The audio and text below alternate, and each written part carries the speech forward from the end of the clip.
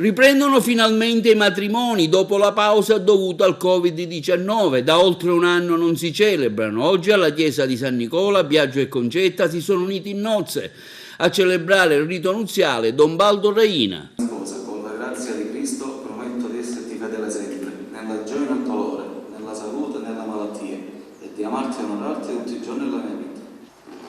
Io, Concetta, accolgo te, Biagio, come mio sposo. Con la grazia di Cristo prometto di esserti fedele sempre, nella gioia e nel dolore, nella salute e nella malattia, e di amarti e onorarti tutti i giorni della mia vita.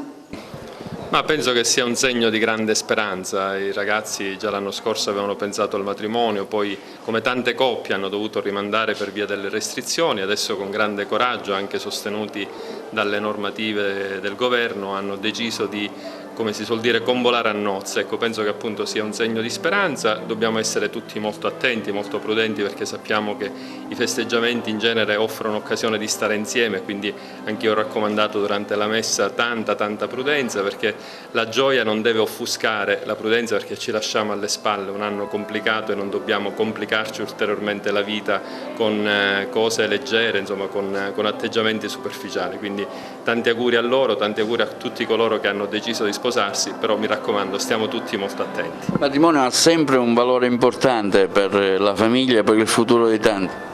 Certamente il matrimonio cristiano è sacramento, è l'invocazione della presenza di Dio nella vita di questi ragazzi, sappiamo quante fragilità ci sono, ecco, nella vita matrimoniale, nella vita di tutti noi, per cui l'aiuto di Dio lo si invoca molto volentieri, quindi non perdiamo di vista questa dimensione religiosa che è la più importante per noi cristiani. Insieme si affrontano meglio le problematiche della vita. Insieme gli sposi e insieme gli sposi con Dio, questa è la formula vincente, non solo loro due, ma la presenza forte di Dio, che è una presenza bella, è una presenza paterna, è una presenza che riesce a rasserenare tante cose. Che si prova, ecco, dopo tanto tempo, so che siete stati fermi per via del Covid, ecco una vostra impressione? Diciamo che finalmente abbiamo coronato il nostro sogno e nonostante tutto ce l'abbiamo fatta. Ci abbiamo provato l'anno scorso, ma purtroppo niente da fare, e quest'anno finalmente ci siamo arrivati. Quanto è importante oggi, diciamo, il matrimonio, la famiglia? Voi avete deciso di convolare a nozze, il vostro obiettivo della vita? Quello di creare comunque una famiglia, dei figli e di stare in piena serenità, è quello che ci auguriamo. Come si è vissuta questa attesa?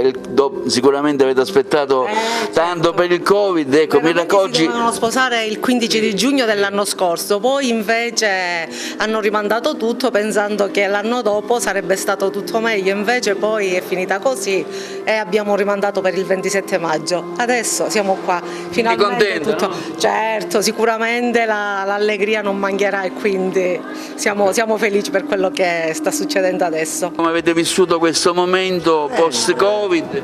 Niente, così è stato, non è che ci siamo riusciti a fare questo matrimonio, tante cose, è riuscito bene. Con tanta attesa, mia figlia purtroppo l'aveva presa a male, ma fortunatamente è andata benissimo. E poi il trattenimento lo faremo ad agosto, ma pazienza, l'importante è che hanno coronato il loro sogno e andranno a vivere insieme. Momento di felicità, bello, no? Beh, sì, meraviglioso. Bellissimo. Dopo 3 rinunce che abbiamo fatto, è stato 3 volte rimandato il matrimonio, però è arrivato il momento di loro pure. E ringraziamo il Signore. Biagio e Concetta sono sposi in Cristo, facciamo un bel applauso per loro.